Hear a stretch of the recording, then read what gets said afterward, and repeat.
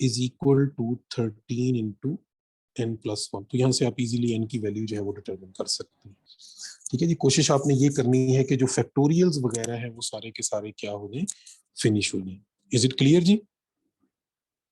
ठीक है जी, ये चलिए। सर ये फर्स्ट क्लास लेट ज्वाइन हुई है तो सर फर्स्ट वाला रिपीट कर दें एक।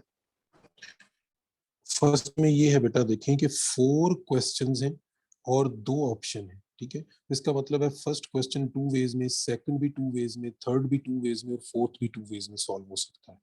तो 2 पावर 4 आ जाएगा according to the counting principle. आपको याद होगा कि हमने ये बात की थी कि if every job can be finished in p ways into q ways and so on, उसको हम एक्सटेंड भी कर सकते हैं। ठीक है, तो ये वो प्रिंसिपल यहाँ पे यूज किया है। क्वेश्चन नंबर 3 भी इसी प्रिंसिपल का है। A carpenter has 10 patterns of chairs and 8 patterns of table. In how many ways can he make a pair of table and chair? तो 10 into 8 यानी 80 आंसर आ जाएगा आपका। ठीक है, 10 multiplied by 8।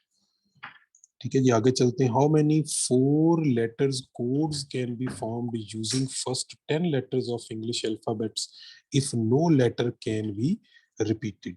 तो 10 लेटर आपने यूज करने हैं। तो फर्स्ट प्लेस 10 वेज में, सेकंड 9 वेज में, थर्ड 8 वेज में और फोर्थ प्लेस जो है वो 7 वेज में फिल होगी।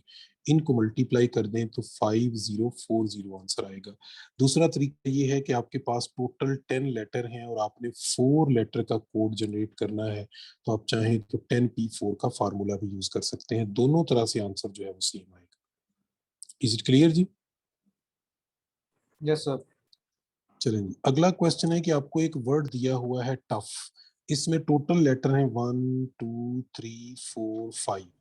तो इसकी टोटल जो परमुटेशंस बनती हैं वो हैं 120। लेकिन टफ निकालना। हाँ, अगर हम इसी तरह इस क्वेश्चन को करेंगे तो हमसे एक गलती हो जाती है। ठीक है जी, इसलिए हमेशा क्वेश्चन को पूरा पढ़ें कि उसने पूछा क्या है। ठीक है, ये नहीं कि सिर्फ देखें जी वर्ड आ गया तो आप समझेंगे जी ठीक है हमने इसको सॉल्व कर लेना है, आंसर ले लेना है। क्वेश्चन ये है, देखें how many other words can be form. ये जो अदर है इसका मतलब है कि इसके अलावा कितने बन सकते हैं। तो ये जो 120 है इसमें ये भी शामिल है। तो इसको आप एक्सक्लूड करें तो आंसर हमारा 119 आएगा, 120 नहीं आएगा। Is it clear?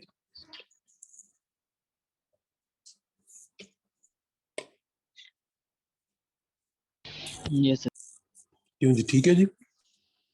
चलिए आगे चलते हैं।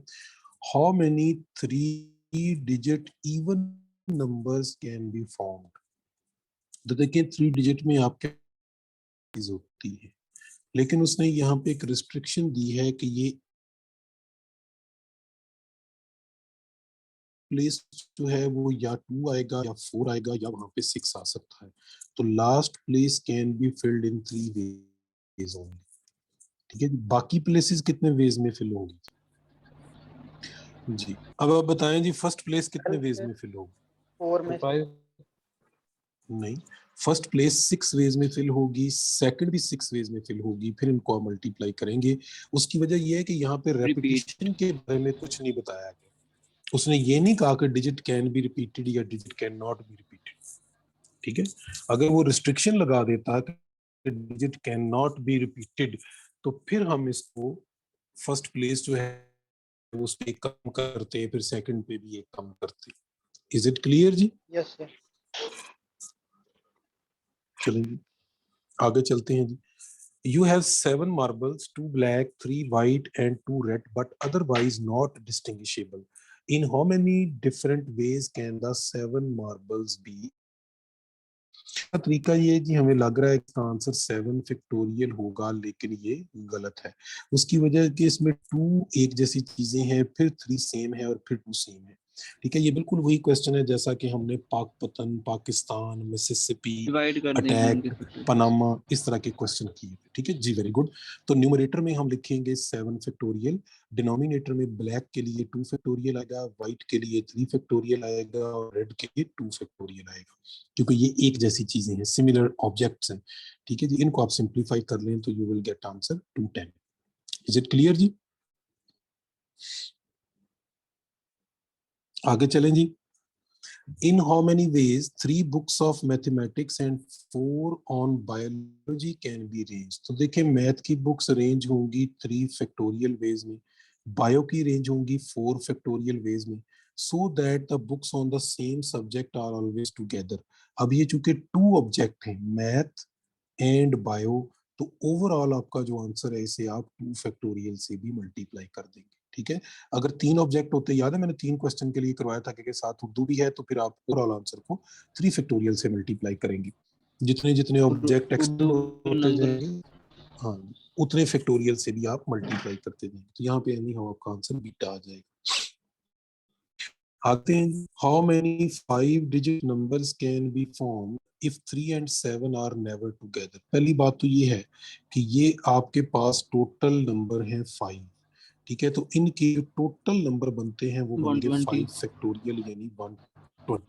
अब इसमें हम 3 और 7 को इकट्ठा रख लेते हैं, तो 3 और 7 को अगर हम इकट्ठा रखें तो बाकी हमारे पास डिजिट बचते हैं 158। और ये मैं आपको बता चुका हूँ कि अगर 2 ऑब्जेक्ट को हम हमेशा हाँ जी इकट्ठा रखेंगे तो इसे हम गिनती में 1 गिनेंगे तो ये बनेगा 4 फैक्टोरियल।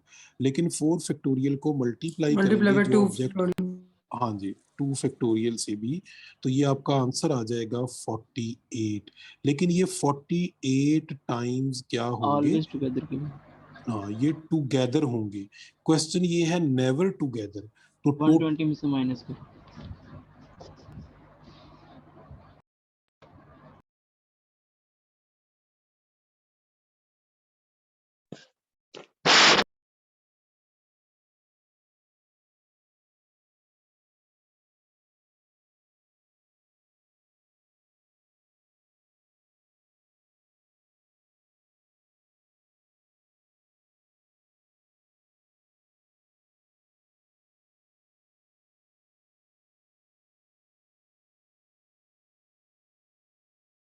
हेलो सर आवाज डिस्कनेक्ट हो गई।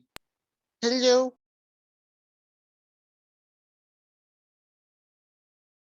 हेलो